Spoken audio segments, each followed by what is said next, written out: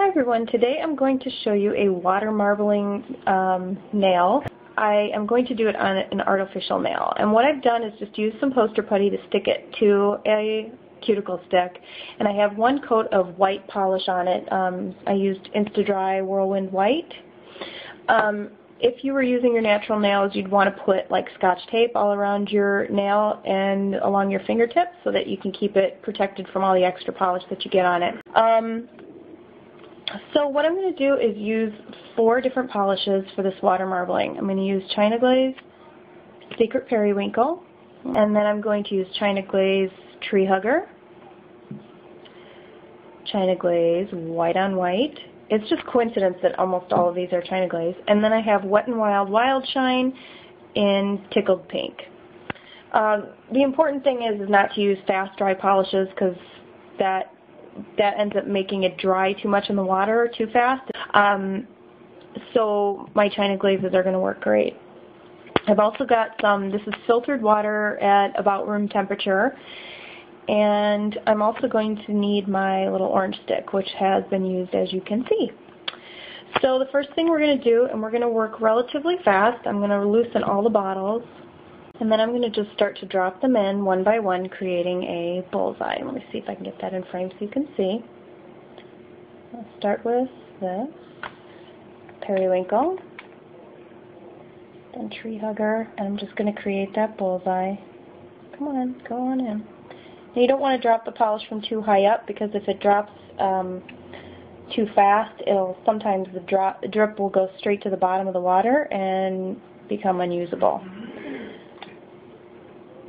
And I'm going to do another periwinkle. And I'm going to go in with some white.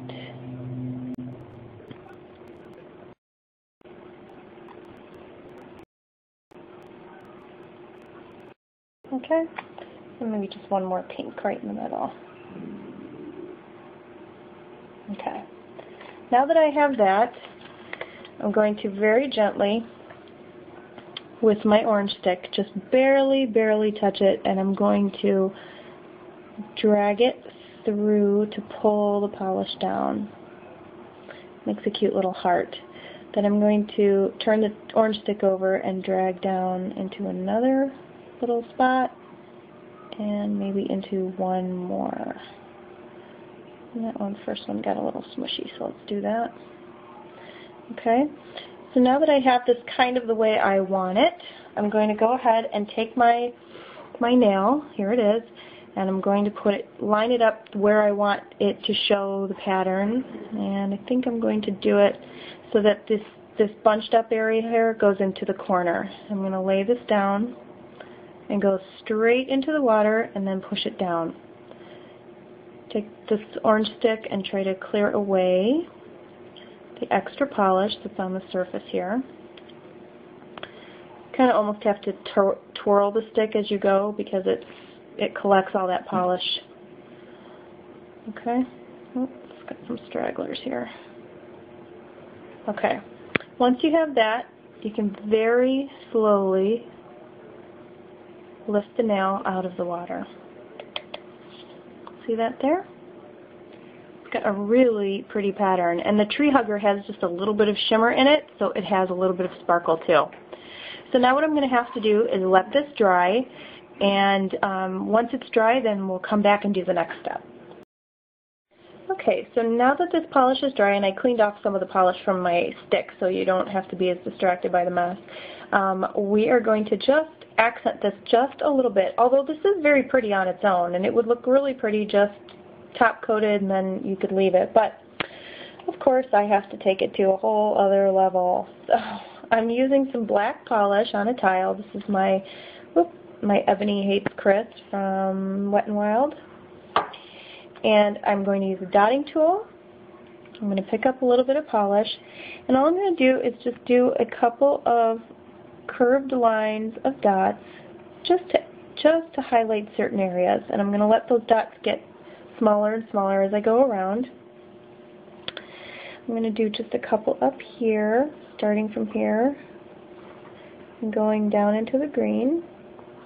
Okay, and then I'm going to go one more through this other pink area here, and we're going to go dot, dot, dot, dot, dot. See that? Just adds a whole new dimension to that.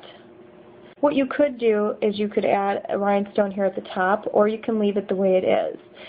Just for the sake of showing you, I'll go ahead and add a rhinestone at the top, and you can sort of decide for yourself whether you like that. And based on these colors, I think I'm going to add a nice pink one to that right here. Actually, I've got two different types of pink. Maybe I'll do the lighter pink. So in order to do that, we're just going to put a little bit of top coat right here. Whoa, that's going to be a huge drop. Whoop. Okay, saved it. Phew. Okay, I'm going to put some there. Very gently, I'm going to dip my dotting tool into that top coat so I have something to stick to. I'm going to just tap the top of one of my stones, and we're going to just press it down like so. Ta-da! See that? I do like that. That is kind of pretty. So there it is, and then what we're going to do is add top coat over the top now that the nail is down, and I think that black polish is probably dry enough.